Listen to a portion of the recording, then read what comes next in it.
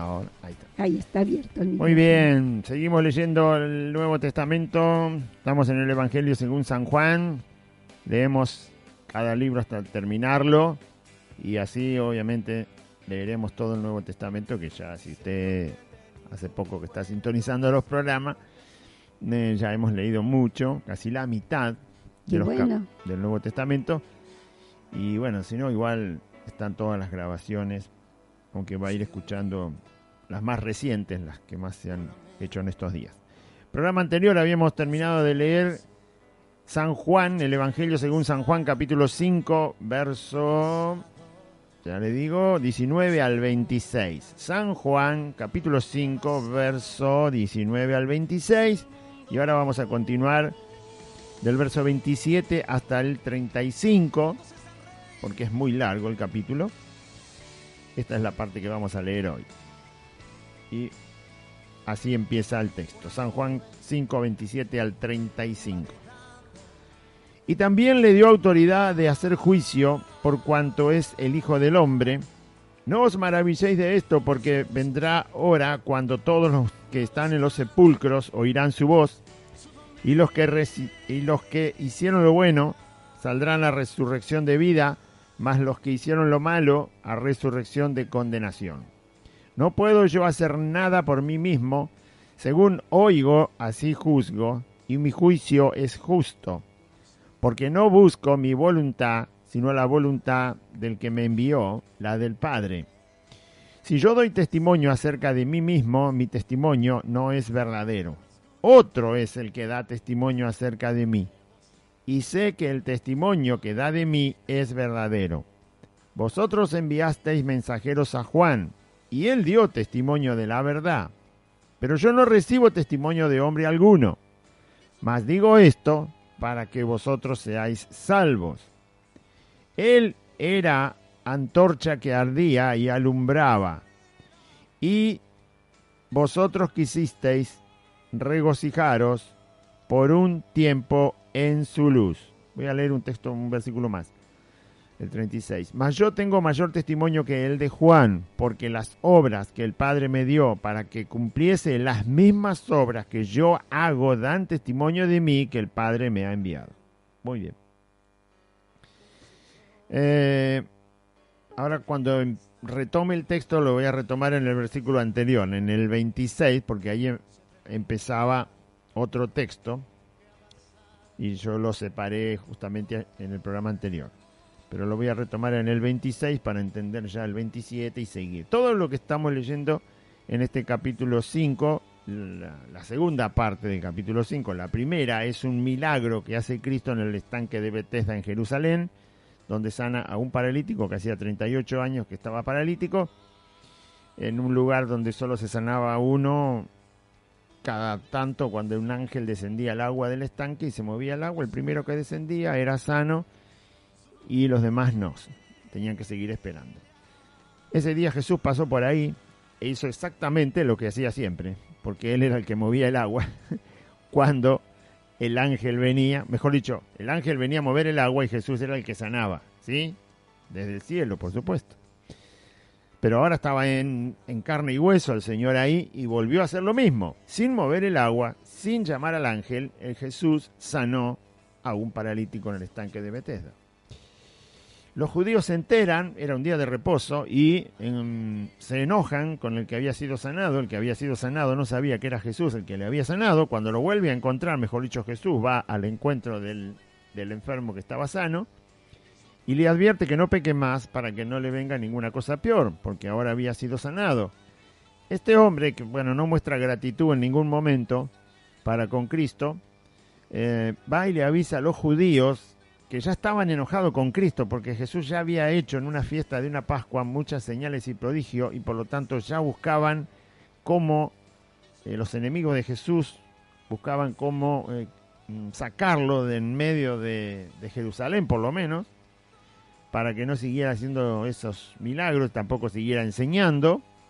Así que ya estaban exacerbados estos judíos, enemigos de Cristo, y este hombre no tiene mejor idea que ir a decirle a los judíos que el que le había sanado en ese día de reposo era Jesús.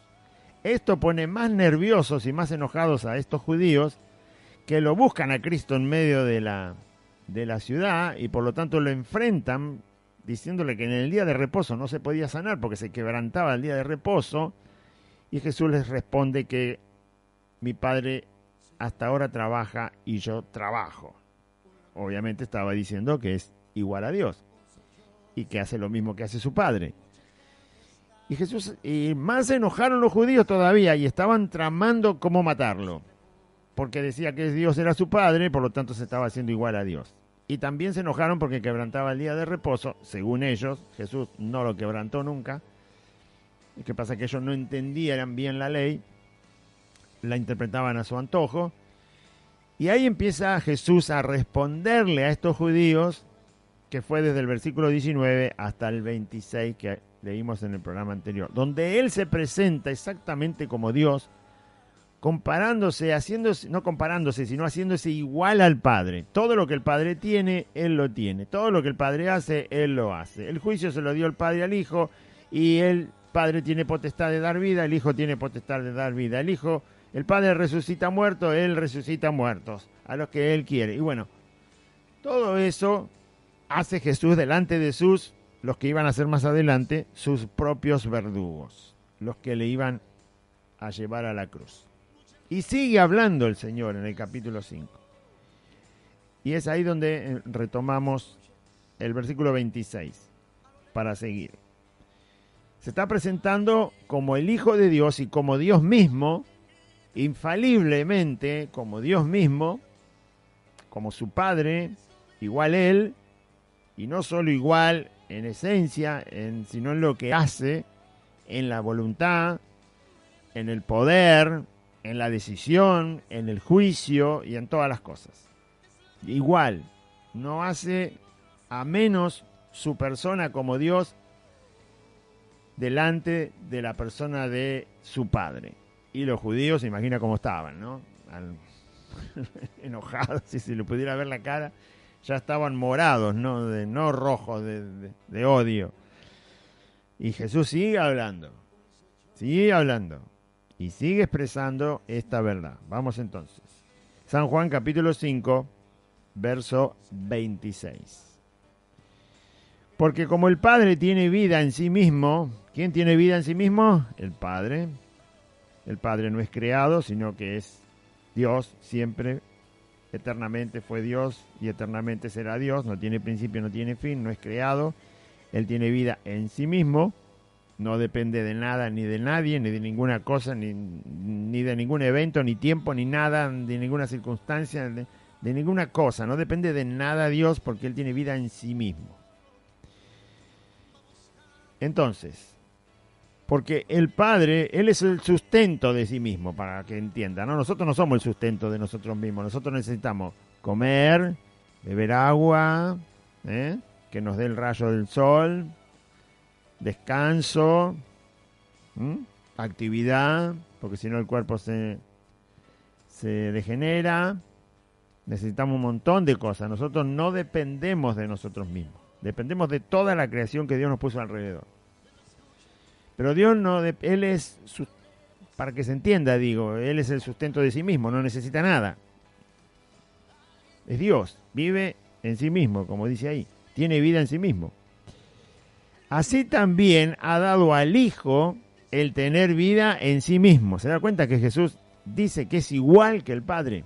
Porque si el Padre tiene vida en sí mismo, el Hijo también tiene vida en sí mismo. Ni una diferencia hay entre el Padre y el Hijo en cuanto a su divinidad y el hecho de la naturaleza de Dios que está en Él, en Cristo. Verso 27.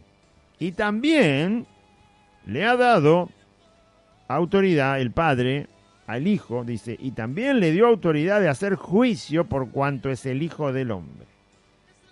Unos versículos antes, Cristo había dicho que el Padre a nadie juzga, sino que todo el juicio se lo dio al Hijo, para que todos honren al Hijo como honran al Padre, y el que no honra al Hijo no honra al Padre que le envió. Bueno, todo el juicio el Padre se lo dio al Hijo. Acá Jesús vuelve a hablar del juicio, pero ahora es el hacedor del juicio, es el ejecutor del juicio, porque un juez puede ser juez y quizás no juzgue a nadie en toda su vida porque no le traen ningún caso. O sea, nunca va a ejercer el juicio supongamos, ¿no? Es una cosa que uno imagina. O sea, uno puede ser juez, pero si no tenés ningún caso, nunca vas a juzgar a nadie. Entonces, una cosa es ser juez, otra cosa es hacer el juicio. Ejecutar la función de la autoridad que se tiene. Jesús habló que el Padre le dio todo el juicio a él. Y ahora habla de que el Padre le dio autoridad, como le dio el juicio, le dio autoridad de hacer el juicio, de llevar adelante el juicio.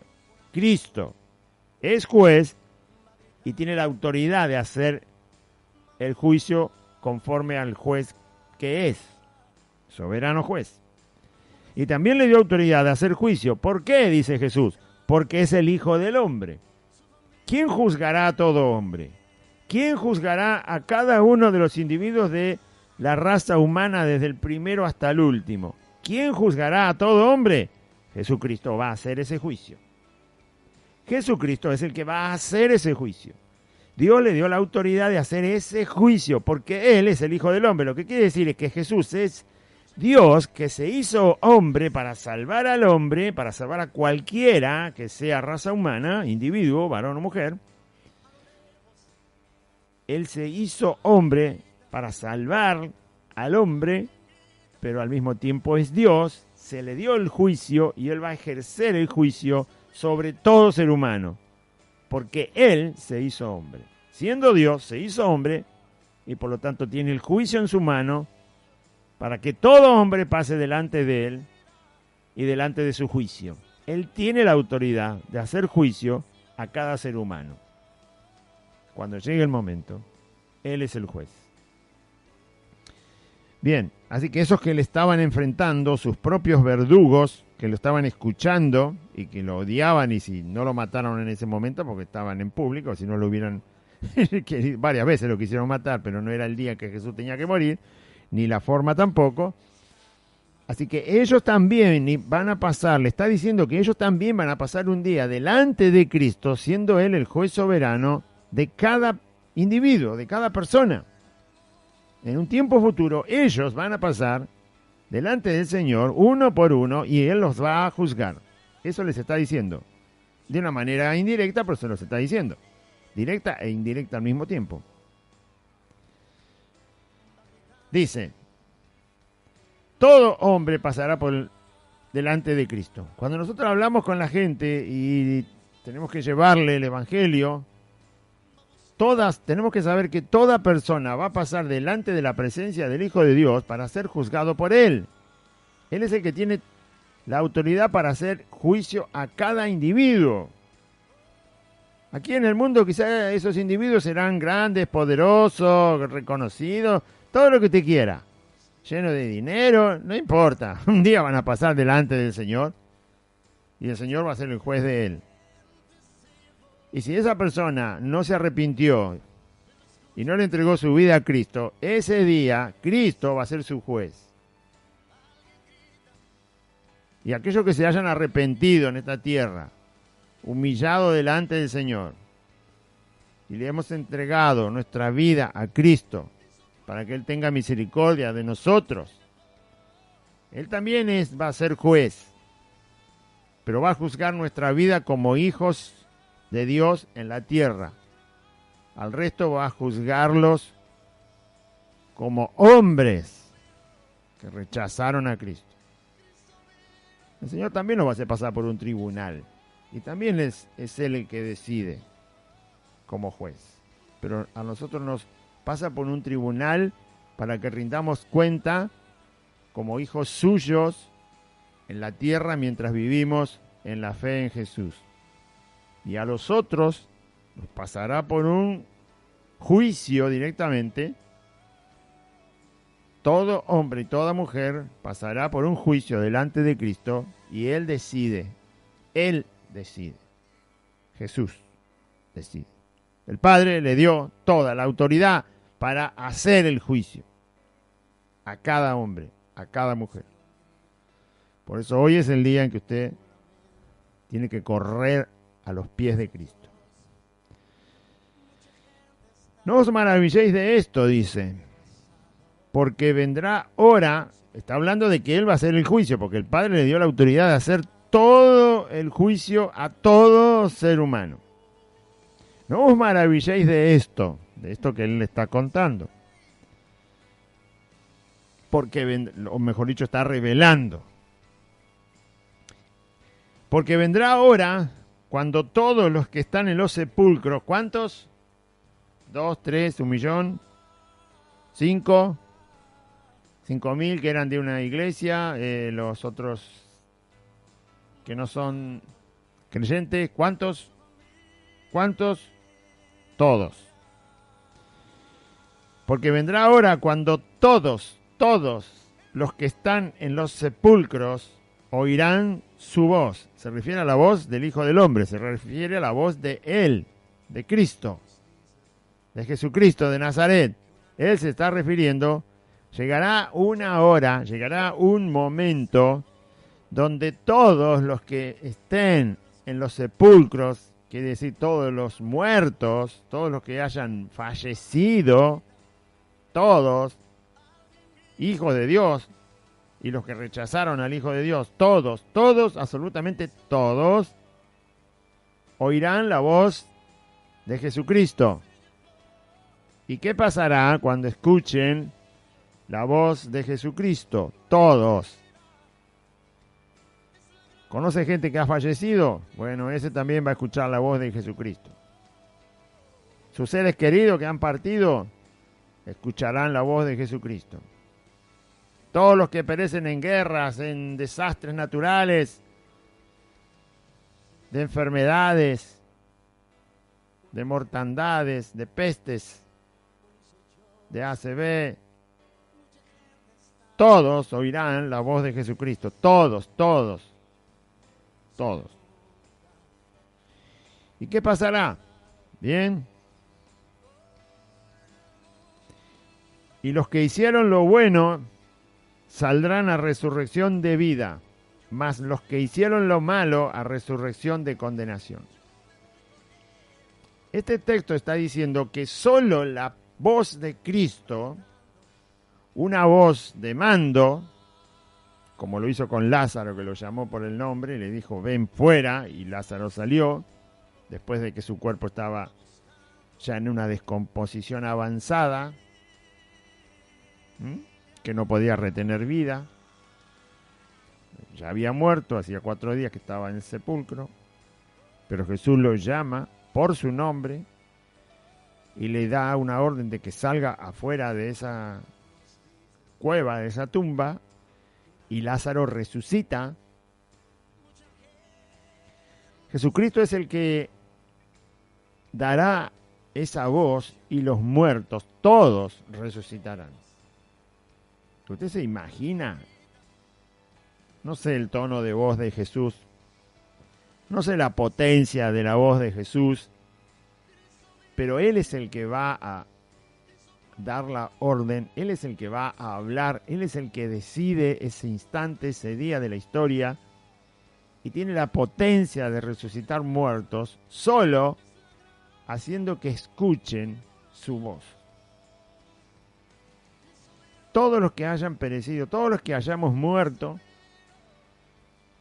estaremos esperando esa voz, la de Cristo, donde la orden de Cristo será resucitar. ¿Entiende quién es Jesús? Él tiene el poder de llamar y resucitar muertos de miles de años. Tiene ese poder. Es impresionante lo que uno lee en la Biblia acerca de la vida de Cristo, de quién es Cristo. Nosotros podemos gritar a los 4 vientos, se nos sale la garganta por la boca y no pasa nada, porque somos humanos y mortales. Nuestras palabras no tienen poder. Las palabras de Cristo sí tienen poder. Tienen tanto poder que cuando la escuchemos, aún después de haber fallecido, después de miles de años, el Señor nos levanta con solo esa acción de hablar. Vuelve a dar vida, vuelve a dar cuerpo, mejor dicho, a los santos que están durmiendo, les da cuerpo, como dice ahí, los que hicieron lo bueno, salen a resurrección de vida, para ir con Él. Mas los que hicieron lo malo, salen a resurrección de condenación, para ir al juicio eterno y condenación eterna. Hay resurrección para todos, pero unos van a condenación y otro a vida. Él tiene ese poder. Tiene ese poder Jesús. Mire si tiene ese poder, ¿qué poder será el que no tiene Cristo? ¿Sí? Gloria a Dios por Cristo. Que con solo su voz resucitará a todos los muertos. A todos. No va a quedar ni uno. Como bien dicen, son dos grupos. Los que lo han rechazado irán a condenación. Resucitan, reciben un cuerpo de corrupción para la condenación eterna en el infierno.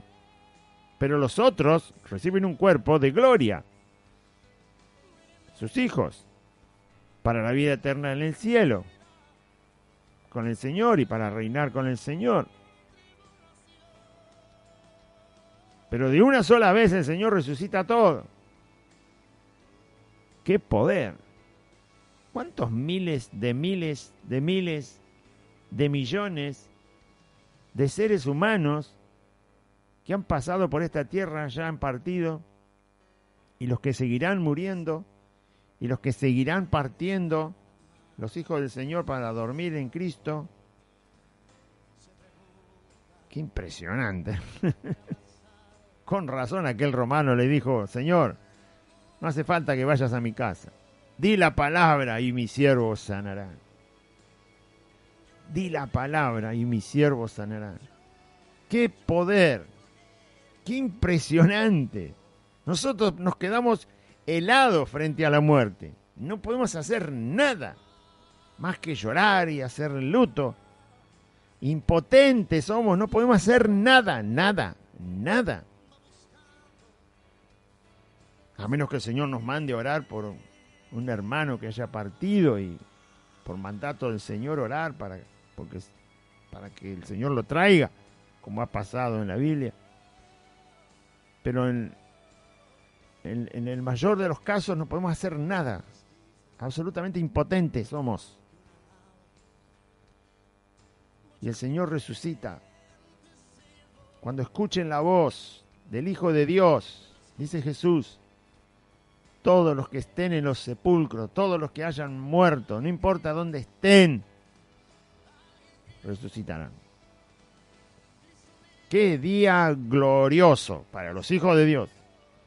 ¡Qué día terrible para los que rechazaron al Hijo de Dios! Pero eso va a pasar.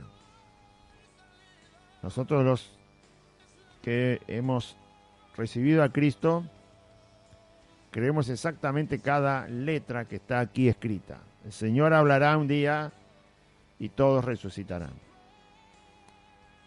Cristo tiene la autoridad de hacerlo y lo va a ejecutar. Bien. Y los que hicieron lo bueno saldrán a resurrección de vida. No es que hicimos lo bueno porque cruzamos la ancianita en el semáforo, ni tampoco que hicimos lo bueno porque le llevamos una vianda a alguien que no tenía de comer. ¿Sí? No se está refiriendo a eso, ¿no? No. El mismo Evangelio de Juan dice que los que practican la verdad, la condenación es que la luz vino al mundo, pero los hombres amaron más las tinieblas que la luz, porque sus obras eran malas, y el que hace lo malo no quiere venir a la luz para que sus obras sean reprendidas. Mas el que practica la verdad viene a la luz para que sea manifiesto que sus obras son hechas en Dios. El que viene a la luz, el que se arrepiente y cree en Jesucristo, de ahí en adelante viene a la luz, vive con Cristo, vive en Cristo, escucha a Cristo, hace lo que dice Cristo. Por lo tanto, sus obras no son propias, sino son las obras, son hechas en Dios. Dios prepara las buenas obras para que nosotros andemos en ellas. Estos buenos que resucitan para vida son los arrepentidos, los pecadores arrepentidos que se refugian en la gracia de Dios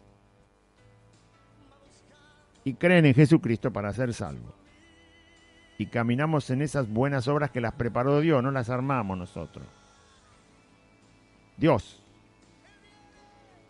Si nosotros podemos hacer una buena obra que coincide exactamente con la voluntad de Dios, la preparó Dios, no la armamos nosotros, no es fuerza humana.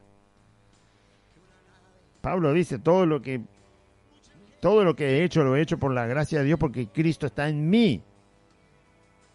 O sea, es Cristo en nosotros. Es Dios en mi vida, por eso. Por la gracia de Dios en mi vida es que pude hacer y puedo hacer todo lo que hago. No eran obras propias. Se daba cuenta que era el poder de Dios en él. El poder del Cristo resucitado hacía en él las cosas. Si no, no lo hubiera podido hacer Pablo. No hubiera hecho nada. Si no era la gracia de Dios en él, si no era el poder de Jesucristo vivo en Pablo, Pablo no hacía nada. Nada de todo lo que hizo. Humanamente no lo puede hacer nadie lo que hizo Pablo. Era Dios haciéndolo con su poder a través de la vida de este varón llamado Pablo. Esos son los que resucitan, los que Jesús dice lo que hicieron lo bueno luego que se arrepintieron y Dios lo tomó en su mano para que anden por las obras que Él preparó. Si no, no hacemos nada bueno. Bueno, no hay ni uno. Mas los que hicieron lo bueno saldrán a resurrección de vida. Mas los que hicieron lo malo siempre hicieron lo malo. Y nunca vinieron a la luz, lo dice San Juan ahí, en el mismo evangelio que estamos leyendo. Y esta es la condenación, que la luz vino al mundo, pero los hombres amaron más las tinieblas que la luz, porque sus obras eran malas. Y no vienen a la luz, no quieren venir a la luz para que sus obras no sean reprendidas. Es decir, siempre hicieron lo malo y nunca se arrepintieron. A pesar de que vino Cristo, y a pesar de que hay testimonio de la persona de Cristo, y a pesar que se predica el Evangelio, y a pesar que se sabe de la persona de Cristo, y a pesar del testimonio de Dios en el mundo y en la creación, y a pesar de que hay testimonio de la luz, por donde lo quiera ir a buscar, los hombres no van a la luz, los que hicieron lo malo, porque no quieren que sus obras malas sean reprendidas, para que no se manifieste que sus obras son malas. Bueno, estos son los que rechazan a Cristo. Y estos resucitarán también para condenación. Flor de sorpresa, ¿no? Una sorpresa es cuando se mueren. Quizás se esté muriendo ahora, mañana, pasado. Ahí se va a llevar una sorpresa el alma del malo que no quiso venir a Cristo. Porque se va a encontrar en un lugar su alma donde no hay descanso, donde hay tormento y molestia, ya de antemano. Antes de ir al infierno se va a ir al centro de a las entrañas de esta tierra, acá abajo donde andan también a veces escarbando para sacar petróleo, bueno, pero un poco más abajo del petróleo, ¿no? Más abajo de donde está el petróleo, que está como a varios miles de metros ahí abajo, más abajo ahí los tiene el Señor encerrados. ¿Por qué lo tiene encerrado ahí? Porque el hombre es de la tierra, no leyó nunca el Génesis. ¿Que Dios de qué hizo al hombre? ¿No lo hizo de tierra? Después que lo hizo de tierra, le sopló aliento de vida en su nariz y el hombre fue un ser viviente. Bueno, ¿de dónde es el hombre? Es de la tierra. Y cuando se muere, ¿a dónde tiene que ir? A la tierra. Su cuerpo va a la tierra, su alma queda en la tierra hasta que haya juicio. Los hijos de Dios no, porque los hijos de Dios, dice Pablo, que están sentados con Cristo en los lugares celestiales. Vosotros no sois del mundo, le dijo Jesús a sus discípulos. Yo os saqué del mundo. Si Jesús no hubiera dejado en el mundo, nosotros también éramos de la tierra, moríamos, íbamos a las entrañas de la tierra hasta que llegue el día del juicio, porque como la tierra también va a ser destruida, entonces no va a dejar Dios a nadie, a ningún alma acá en la tierra, porque la tierra va a ser destruida y no se va a hallar lugar para la tierra. Por lo tanto, como tienen que ir a juicio, los va a sacar de acá, de donde están ahora, en las entrañas de la tierra. Pero porque ellos rechazan a Cristo, siguen con la condición terrenal. El primer Adán tienen. Y el primer Adán es terrenal, de la tierra. Así que si se muere hoy alguien que no tiene a Cristo, tiene la naturaleza de Adán solamente, no tiene otra naturaleza. Como es de la tierra y es terrenal, su alma va a ir a un tormento en las entrañas de la tierra, porque pertenece a la tierra. Pero los hijos de Dios, vuelvo a repetir, dice Pablo, fuimos resucitados con Cristo, morimos con Cristo, resucitamos con Cristo y fuimos sentados en los lugares celestiales con Cristo y estamos escondidos en los lugares celestiales con Cristo Jesús. Nosotros no somos ya más terrenales. Pertenecemos a lo celestial. Así pues, si habéis resucitado con Cristo, buscad las cosas de arriba donde está Cristo sentado a la diestra del poder de Dios. Nosotros pertenecemos a lo celestial, a lo del cielo.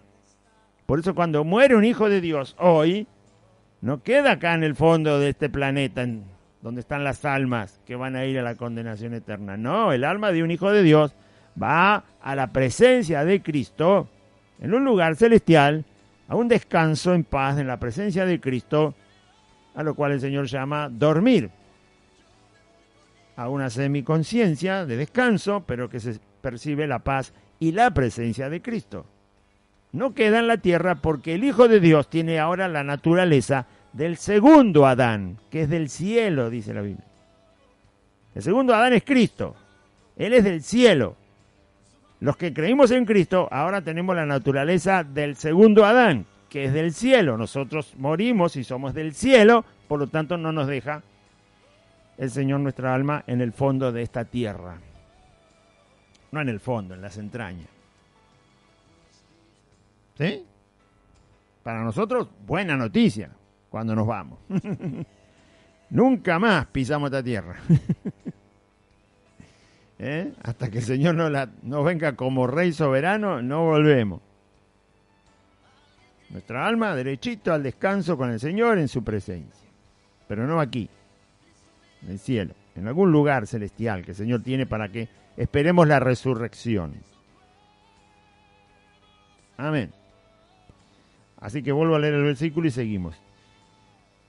No os maravilléis de esto, porque vendrá hora cuando todos los que están en los sepulcros oirán su voz, y los que hicieron lo bueno saldrán a resurrección de vida, mas los que hicieron lo malo a resurrección de condenación. Verso 30. No puedo yo hacer nada por mí mismo, dice Jesús, sino que según oigo, así juzgo, y mi juicio es justo. Porque no busco mi voluntad, sino la voluntad del que me envió, la del Padre. Jesús dice que él, en otro pasaje de los evangelios, dice que él no juzga según las apariencias, porque si no se hace un juicio equivocado y errado.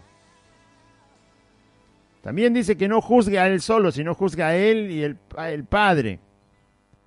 Jesús juzga según oye las palabras del Padre. El juicio que hace Cristo sobre las cosas, cuando usted lo ve al Señor, es según la voluntad del Padre, es según las palabras del Padre, es según la naturaleza que Dios tiene. Por eso Jesús perdonó a aquella mujer que le trajeron para que la condenara a muerte, que era una adúltera sorprendida en el acto del adulterio, se la trajeron a propósito, querían que Jesús se equivocara o hiciera un mal juicio sobre la mujer, y Jesús juzgó todo el asunto según oye al Padre. Y le dijo a toda la gente, el que esté libre de pecado, que sea el primero que empiece a arrojar piedra para matar a esta mujer. Y ninguno quiso tirar ninguna piedra. Entonces, ese juicio que hizo Cristo ahí y en cualquier otro juicio que él hizo, cuando sanó a una mujer encorvada en el día de reposo en la sinagoga, cuando le sanó una mano seca a un hombre en el día de reposo en la sinagoga, cuando liberó a un muchacho endemoniado, lunático, también en un día de reposo en una sinagoga, todo ese juicio, toda esa forma de actuar de Cristo tiene que ver porque Él determina las cosas, juzga las cosas según la palabra de su Padre, según la naturaleza de Dios, según el corazón de Dios. Así juzga y así debemos aprender nosotros a juzgar. No puedo yo hacer nada por mí mismo, según oigo al Padre, porque no va a oír a los hombres, ¿no? Los hombres son pecadores, impíos. Y Jesús va a escuchar a los hombres para hacer un juicio justo. No se cae de maduro que no. ¿A quién escucha? Al Padre. Según oigo al Padre, así juzgo. Y mi juicio es justo. ¿Por qué? Y porque está nacido de la voluntad de Dios. Está nacido de la perfecta voluntad de Dios y de la perfecta justicia del corazón de Dios. Y de la perfecta palabra de Dios.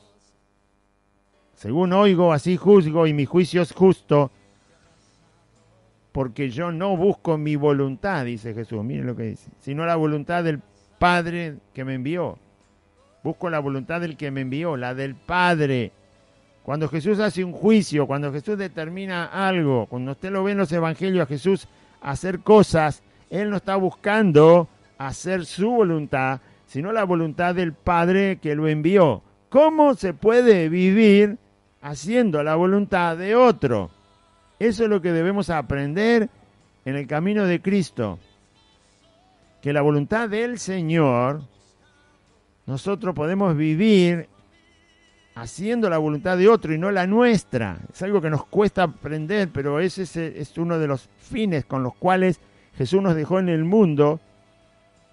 ¿Por qué nosotros le queremos predicar al pecador para que se arrepienta? ¿Qué es nuestra voluntad esa? No es nuestra voluntad, esa es la voluntad del Señor. Él dijo, vayan y prediquen el Evangelio. El que cree será salvo, el que no será condenado. El que cree, bautícenlo y enséñenle todo lo que yo le mandé.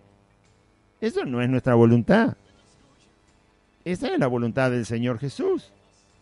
¿Por qué hacemos esa voluntad y no la nuestra? Bueno, hay algunos cristianator que, como dice Aide, que son cristianator, mitad de fierro, mitad de carne, mitad de todo. Porque Terminator era un personaje que era mitad robot, mitad ser humano. Entonces estos son cristianator, no son ni cristianos ni mundanos, ni más, son toda una mezcla. Entonces estos cristianator quieren predicar el Evangelio o no predicar el Evangelio, o piensan que hay otras cosas que son ellos, hacer su voluntad, entonces nunca hacen la voluntad del Padre, nunca hacen la voluntad de Cristo el Señor. Nosotros predicamos el Evangelio porque es voluntad de Cristo, no es nuestra voluntad. Entonces, vamos a buscar a los pecadores de todas las maneras que el Señor nos prepare el camino y nos abra las puertas y nos dé los recursos, el tiempo, la salud, todo lo que nos dé el Señor, porque es voluntad del Señor predicarle al perdido. No es nuestra voluntad. Si piensa que es su voluntad, bueno, está equivocado. No, nosotros lo hacemos porque es voluntad del Señor. No está discutido ese punto. El Señor nos manda y nosotros lo vamos a hacer. Nos reunimos, ¿por qué? Bueno, los que se están reuniendo, porque los otros son los escondidos. Pero los que no están escondidos, ¿por qué se reúnen? Porque esa es voluntad del Señor, no es nuestra voluntad. ¿Se puede vivir haciendo la voluntad que no sea propia y es de otro? Sí, Jesús vivió así. Jesús vivió haciendo la voluntad del Padre. Yo no busco mi voluntad, sino la del que me envió, la del Padre. Así vivió Jesús. Jesús tuvo la vida más plena que se puede tener. Y sin embargo hacía la voluntad del Padre y no la de Él. Esa es la vida plena que nos quiere Jesús hacer entender, que nos da a nosotros satisfacción y gozo, pero que no se puede ni describir con palabras. Es por eso que volvemos a las Escrituras, es por eso que oramos, es por eso que nos humillamos, es por eso que pedimos perdón, porque queremos esa voluntad y no la nuestra. Así queremos andar, porque así anduvo Él. El que dice que es de Él debe andar como Él anduvo, dice la Escritura, ¿o no lo dice? El que dice que es de Él debe andar como Él anduvo. Y nos cuesta hacer la voluntad del Señor porque no es la nuestra, por eso nos cuesta. Pero Jesús demostró que sí se puede. y que eso da plenitud a la vida del ser humano. Cuando hay otra voluntad por encima de la nuestra. Y se puede llevar adelante. Eso es lo que Pablo le llama ser edificado, crecer, abundar en la gracia del Señor, ¿sí? A estar firmes, que crezca la fe. Todo eso apunta a que nosotros nos sea cada vez más fácil, más directo la voluntad de Cristo y no la nuestra, la que anda dando vueltas siempre por la cabeza nuestra y por el corazón nuestro. Es difícil despegarse de la voluntad propia, pero eso es lo que el Señor quiere. ¿Cuál es mejor voluntad, la mía o la de Cristo? Si yo pudiera mañana hacer el 100% de la voluntad de Cristo, sería para mí un día absolutamente maravilloso. Y si usted pudiera mañana, durante 24 horas nada más, hacer puramente la voluntad de Cristo, sería usted la persona más feliz del mundo mañana. Pero cuesta hacer puramente la voluntad de Cristo. Pero el Señor quiere enseñarnos, nos va a llevar a eso, porque Él mismo lo vivió. El mismo Cristo no hizo su voluntad, sino la del Padre. Y mire lo que hizo Cristo, estando en el mundo, no haciendo su voluntad, sino la del Padre, revolucionó al mundo.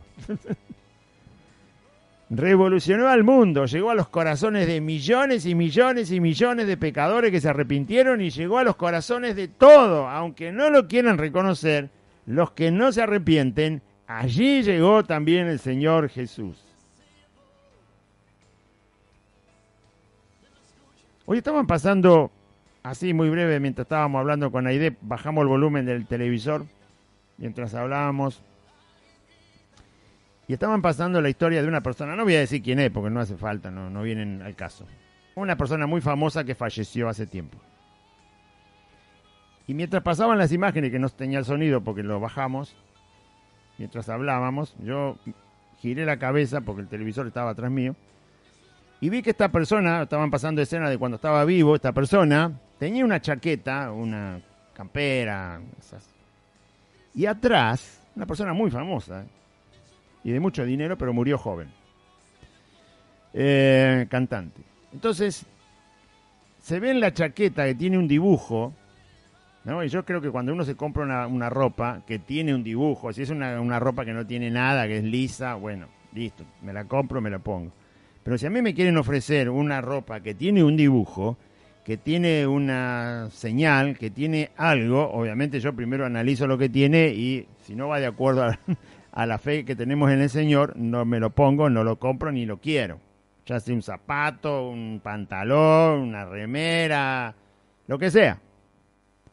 En la chaqueta de este hombre, en la espalda, que la usaba para su actividad de cantante, tenía un dibujo que representa un rayo. Un rayo. Un rayo. ¿Vio un rayo de eso que hay en las tormentas? Bueno. Ahora, ¿usted se cree que esta persona no sabe lo que significa ese símbolo? Que justamente se usa en el ámbito de los cantantes. ¿Sabe lo que significa ese rayo? No lo sabe. Los símbolos tienen un significado, así como la bandera, que es un símbolo, tiene un significado. Así como las señales de tránsito, que son un símbolo, porque si no habría que escribir todo, ¿no? Entonces, se imagina un cartel que dice, hay una loma de burro a 25 metros, vaya apretando el freno, saque el cambio, ponga... Bueno, no se puede. Entonces te ponen un cartelito que dice, tiene el dibujo de la loma de burro, nada más. No te pueden escribir todo, no alcanzaría la calle para todo lo que tenés que hacer en el tránsito. Entonces se usan los símbolos. Uno los aprende y ya sabe lo que el símbolo significa. Entiende todo lo que te está dando a entender. En la ruta está el cartel que dice curva a la izquierda, pero no dice curva a la izquierda a 25 metros, prendan las luces si es de noche, revise los frenos. No, está el cartel con una flecha que dobla a la izquierda y en negro sobre fondo amarillo y se acabó. Si la aprendiste bien y si no, te lleva la curva por delante. No se puede escribir todo. Como no se puede escribir todo, se usan los símbolos. El trueno, el símbolo del trueno, ¿sabe qué significa? Significa anticristo. Eso significa ese dibujo que representa un rayo, un trueno que está cayendo punta para abajo. Eso lo usan en el ámbito de los cantantes seculares, y cualquiera que lo tiene y cualquiera que lo usa sabe muy bien lo que significa. Significa que está diciendo a todo el mundo: yo soy anticristiano. Y eso le siembra a todos sus seguidores fanáticos de su música. Yo soy anticristiano. Eso significa. Bueno, ¿por qué dije esto? Porque Jesús, haciendo la voluntad del Padre y no la de Él, revolucionó el mundo y llegó aún a aquellos que rechazan a Cristo. Saben quién es y le son contrarios a voluntad propia, como ese cantante que se exhibía con esa chaqueta. En cualquier lugar que usted vea ese símbolo, sabe que el que lo puso ahí o el que lo tiene puesto, a conciencia, no es que no sabe porque es ignorante y no leyó la Biblia y nadie le trajo un papelito del Evangelio. No, ya sabe lo que significa. Se lo han inculcado aquellos a los cuales ha seguido. Hacete anticristiano. Anda en contra de Cristo. Nunca acepta lo que te hablan de Cristo. Rechazá la Biblia, rechazá la verdad, rechazá a Dios, rechazá todo lo que tenga que ver con Dios, con Señor, con Cristo, rechazá todo. ¿Y qué voluntad hizo Jesús para que eso pasara? ¿La de Él? No, hizo la del Padre. Y así nos mandó a nosotros a hacer su voluntad. Fíjese hasta dónde llegó una vida que no hizo su propia voluntad. Afectar durante 2000 años que llevamos de que Cristo vino y predicó el Evangelio. O estás con Cristo o rechazás a Cristo. No hay otra cosa. Si yo doy testimonio acerca de mí, mire lo importante de hacer la voluntad del Señor Jesús y no la nuestra. Fíjese cómo las cosas son transformadas. Somos simplemente mortales, pero no, eso no es impedimento cuando nosotros podemos hacer como mortales la voluntad del Señor. Entonces hay un poder que es el poder del Evangelio, dice Pablo, y ese poder es el que salva al pecador. Si yo doy testimonio acerca de mí mismo, dice Jesús, mi testimonio no es verdadero. Otro es el que da testimonio de mí. ¿Quién? El Padre. El Padre dio testimonio de Cristo, su Hijo. Lo hizo cuando se bautizó, porque habló desde el cielo y dijo: este es mi Hijo amado en quien tengo contentamiento, a él oíd. En el monte, cuando se transfiguró su cuerpo también. Pero Jesús va a explicar ahora también cómo el Padre da testimonio de él. Otro es el que da testimonio acerca de mí, porque si yo soy el que da testimonio acerca de mí, mi testimonio no sirve, dice Cristo. Y así tenemos que ser también los hijos del Señor. Dejar que el Señor dé testimonio de nosotros.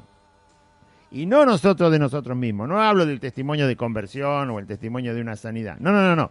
Que Dios, que el Señor dé testimonio de nosotros si somos sus hijos realmente o no. Que Él se encargue de dar el testimonio. ¿Vos sos un cristiano trucho? Bueno, el Señor va a dar testimonio si soy un cristiano trucho. Y si no soy un cristiano trucho, el Señor Jesús va a dar testimonio de eso. Porque si lo doy yo, no sirve. Yo debo dar testimonio de Él y de lo que Él hizo cuando me llamó, cuando me perdonó, cuando me trajo a su camino. Debo dar testimonio de su palabra, de su evangelio, de su poder. Yo debo dar testimonio de Él.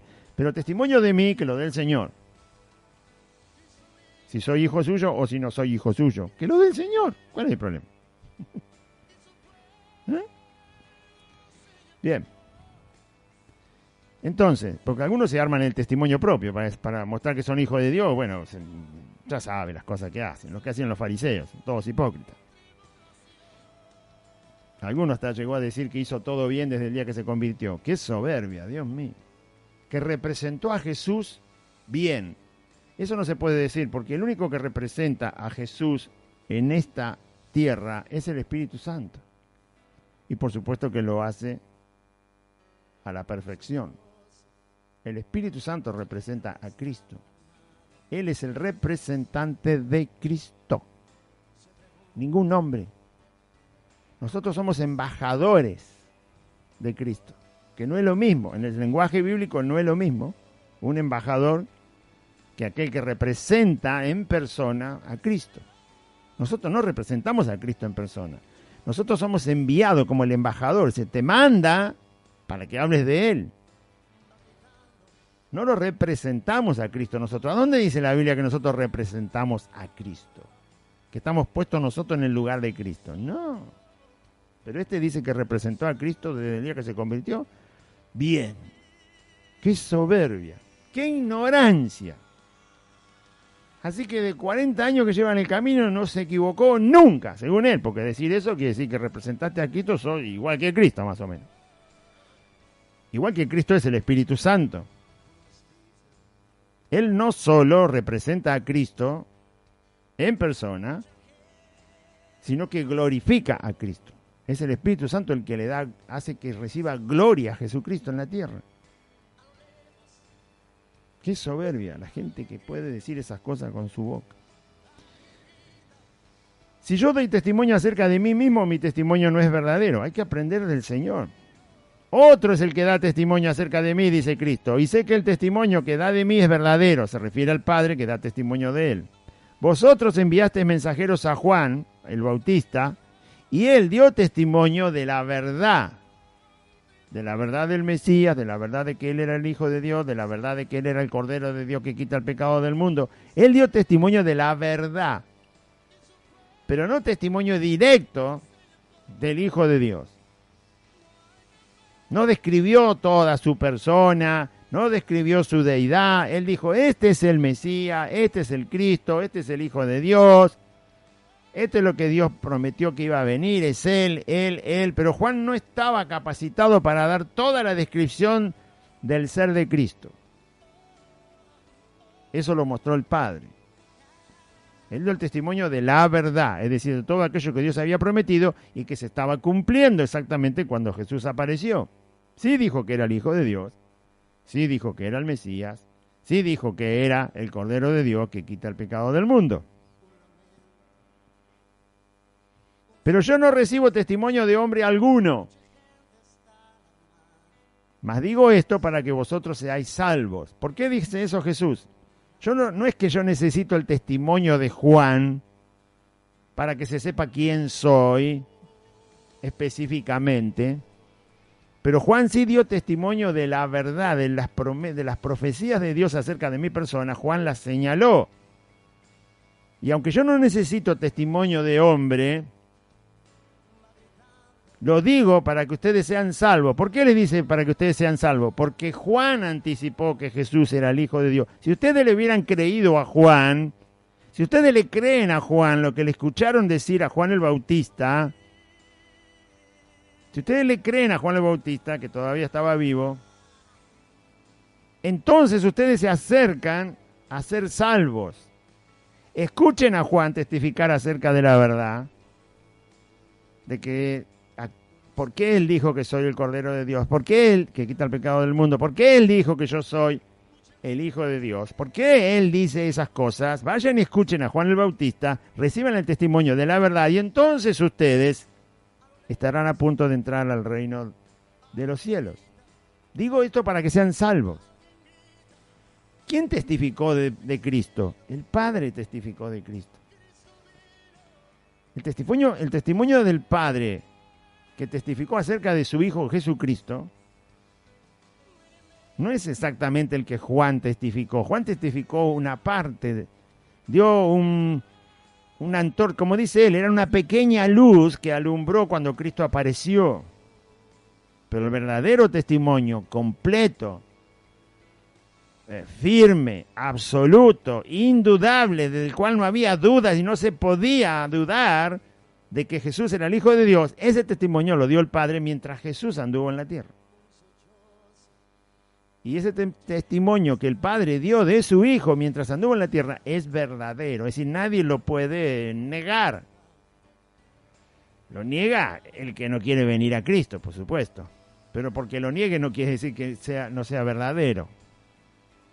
¿Alguien puede negar que el sol está colgado ahí, alumbrando? No, nadie lo puede negar. ¿Por qué? Y porque está ahí colgado y alumbrando y dando calor. Porque es verdadero el testimonio. Podés ir a esconderte en la cueva más oscura del mundo y vivir ahí toda la vida, pero eso no va a hacer que el sol desaparezca y que el resto de la gente diga que el sol no está ahí. Vos vas a decir que no está ahí porque te encerraste en la cueva más oscura del mundo. Pero eso no es verdad. Tu testimonio no es verdadero. Vosotros enviaste mensajeros a Juan y él dio testimonio de la verdad, pero yo no recibo testimonio de hombre alguno, mas digo esto, lo de Juan, para que vosotros seáis salvos, para que te sirva el testimonio que Juan dio, para que te acerques, te arrepientas y creas, porque para eso Juan fue enviado, para preparar los corazones cuando aparecía la luz. Él era antorcha que ardía y alumbraba. No era la luz plena, era una antorcha. Era por un tiempo iba a estar y punto. Después Juan el Bautista no iba a estar más. Pero anticipó. Esa es la antorcha, ¿no? La antorcha alumbra hasta que sale el sol. Juan era la antorcha. Había oscuridad en Israel y Juan fue la antorcha. Juan el Bautista fue el que avisó, el que abrió, puso una pequeña luz para que todos estén preparados. Cuando sale el sol, la antorcha la apagás. ¡Pum! ¿Y cuál es el sol que trajo la luz plena y clara? Jesucristo. Mientras que llegaba Jesucristo, Juan fue la antorcha. Fue poco tiempo, pero él fue la antorcha. Y después aparece Cristo y Juan ya, como él mismo lo dice, es necesario que yo mengüe y que él crezca. Él era antorcha que ardía y alumbraba, y vosotros quisiste regocijaros por un tiempo en su luz. Como Juan hablaba de Dios, se acercaron para ver quién era y dijeron, bueno, listo, acá está la respuesta. No, era por un tiempo era para preparar a la gente porque venía el Señor. Mas yo tengo mayor, y acá terminamos, mas yo tengo mayor testimonio que el de Juan. ¿Qué testimonio tenía Juan? Una parte de las profecías cumplidas en esa persona que estaba ahí, y que era Jesús. Tenía parte de esa verdad, muy pequeña parte, pero suficiente para señalar al Hijo de Dios como Dios le había mandado. Porque las obras que el Padre me dio para que cumpliese, las mismas obras que yo hago, dan testimonio de mí que el Padre me ha enviado. Las obras que el Padre me dio dan testimonio de mí. Dios le dio a Jesús que hiciera las obras que daban testimonio que Él es el Hijo de Dios, enviado por Dios. Dios se encarga de dar testimonio de su Hijo por las obras que su Hijo hace, porque las obras que hace Cristo son las obras del Padre. Por lo tanto, el Padre está dando testimonio de que Él es su Hijo por las obras que le deja hacer, o por las obras que le envía a hacer. Y el otro día hablamos, creo que 2 programas atrás, de que el poder que estaba en Cristo demostraba que Él era Dios. Porque nadie puede, hermanos, resucitar a un muerto cuyo cuerpo ya está en descomposición, ya está lleno de bacterias que están comiéndose los órganos adentro, y con solo hablarle, devolverle vida, y un cuerpo sano. En un instante, no se puede hacer eso, nadie puede hacer eso. Nadie puede caminar sobre las aguas. Nadie puede hacer calmar una tormenta con solo decirle que se calle. ¿Quién puede parar un huracán diciéndole que se calle, que se detenga? ¿Quién puede hacer eso? Esas obras hizo Jesús. ¿Cómo podés alimentar casi 10.000 personas con apenas 2 puñados de comida en la mano? ¿Cómo podés hacer eso? En un instante. Al momento que repartían la comida se multiplicaba y sobraba. ¿Cómo podés hacer eso? ¿Cómo podés transformar agua, simple agua, en el mejor vino que existe sin siquiera tocar el agua? ¿Cómo podés hacer eso? ¿Cómo podés limpiar 10 leprosos sin siquiera acercarte 1 metro? podés hacer eso. Eso no es simplemente poder. Ese es el poder de Dios directamente. Las obras que Dios le dio, que Dios el Padre le dio a Cristo para que hicieran, dieron testimonio de que el Padre envió a Cristo. Ese testimonio es verdadero. Ese testimonio es el que Cristo recibe, el del Padre, delante de la humanidad, delante de los hombres. Jesús le basta con el testimonio que el Padre da de él por las obras que le dio que hiciese, porque son del Padre.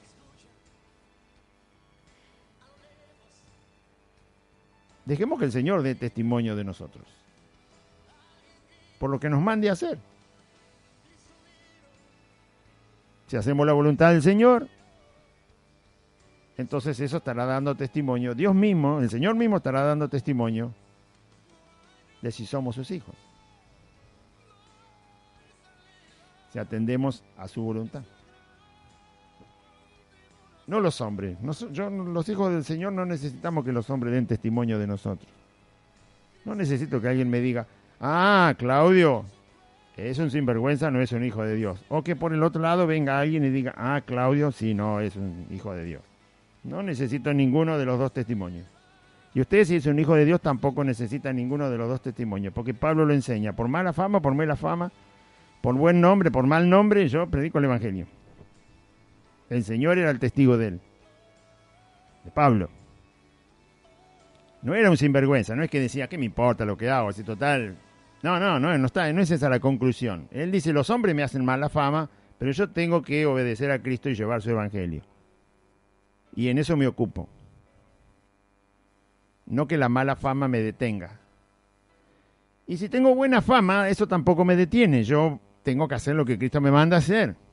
Así que por mala fama, por buena fama, por mal nombre, por buen nombre, eso no lo cambiaba a Pablo. Él sabía que el testimonio que servía, el único testimonio que sirve para nosotros los creyentes, es el que Cristo da acerca de nosotros. Ese es el único testimonio que sirve. No sirve el de los hombres. Porque los hombres pueden observar mal, pueden observar bien, pueden entender mal, pueden entender bien, pueden hacer un análisis correcto o un análisis incorrecto. Entonces nunca uno está seguro del análisis y de las cosas y el testimonio que puedan dar los hombres acerca de los hijos de Dios que le obedecen a Cristo y llevan su evangelio. Hoy, por ejemplo, los que ven a los cristianos que nos estamos congregando pueden dar un mal testimonio de nosotros, inclusive los que dicen ser Christianator. Dan un mal testimonio de quienes nos estamos congregando y participando de la cena del Señor en comunidad y en conjunto. Pueden dar un mal testimonio de nosotros, pero no nos importa. El testimonio que sirve es el que da Cristo. Es el testimonio que da el Señor acerca de sus santos. Ese es el que sirve. Y ese es el que nos debe interesar. El que el Señor está dando de sus hijos hoy. De los que le obedecen y de los que no le obedecen. Ese es el testimonio que vale, no el de los hombres. El de los hombres puede ser bueno, puede ser malo. Vamos a orar. Diga así conmigo una oración al final del programa. Padre Celestial, en este día escuché tu palabra y yo confieso que Jesucristo es el Señor y creo en mi corazón que Dios levantó a Jesús de los muertos. Te pido, Jesús, que perdones todos mis pecados, que me limpies de toda maldad, que vengas a vivir en mi corazón, que me des tu Espíritu Santo para andar en tus caminos y que anotes mi nombre en el libro de la vida. Te doy gracias, Jesús, por ser mi Salvador y el Señor de mi vida. Y renuncio a Satanás y los demonios, al mundo, al pecado, a la voluntad de mi carne, a toda maldad. Renuncio a la enfermedad y también a la muerte. Te doy gracias, Padre eterno, Creador del cielo y de la tierra y de todas las cosas que en ellos hay, por haber enviado a Jesucristo, tu Hijo, para salvar mi vida. Gracias, bendito Dios. Amén. y amén. Muy bien, audiencia, recuerde que le estamos compartiendo los días y horarios y lugar de reunión para que usted participe. Jueves, sábado y domingo en Santa Fe 2540, en Merlo Norte, entre la calle Solané y la otra calle es La Prida. Estamos a 8 cuadras de la barrera que está en la estación de Merlo, donde está el andén, hay una barrera, esa barrera es el lugar donde empieza la calle Solanet. Hay que seguir por la calle Solanet 8 cuadras. Cuando llega a Santa Fe, doble a la izquierda sobre la calle de asfalto. La cuarta casa es Santa Fe 2540, estamos aquí, va a haber un pino muy alto y va a ubicar rápidamente el domicilio. Igual está el nombre de la calle, el número del domicilio, está todo, no se va a perder. Le invitamos en el amor de Cristo que participe y también a todos los hermanos que están congregándose en este lugar. Sigamos adelante, siendo sal para este mundo, en esta circunstancia que le toca vivir a la gente y a nosotros también.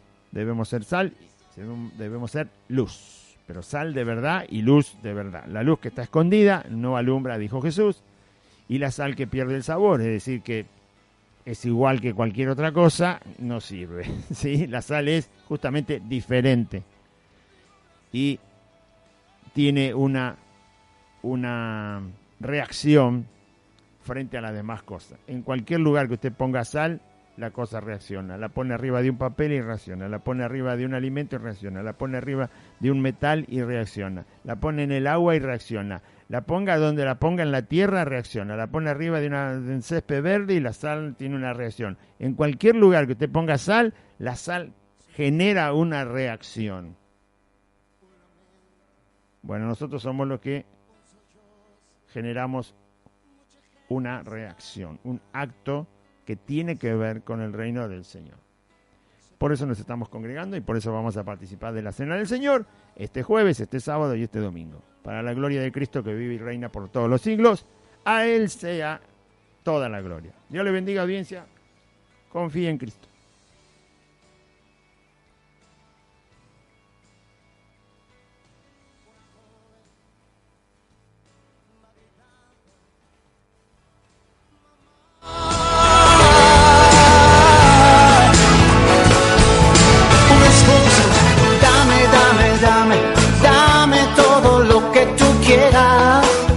Hasta aquí compartimos Buenas Nuevas, un programa evangelístico, dinámico, reflexivo, pensado en usted y hecho con amor. Buenas Nuevas, creado y conducido por Aide y Claudio.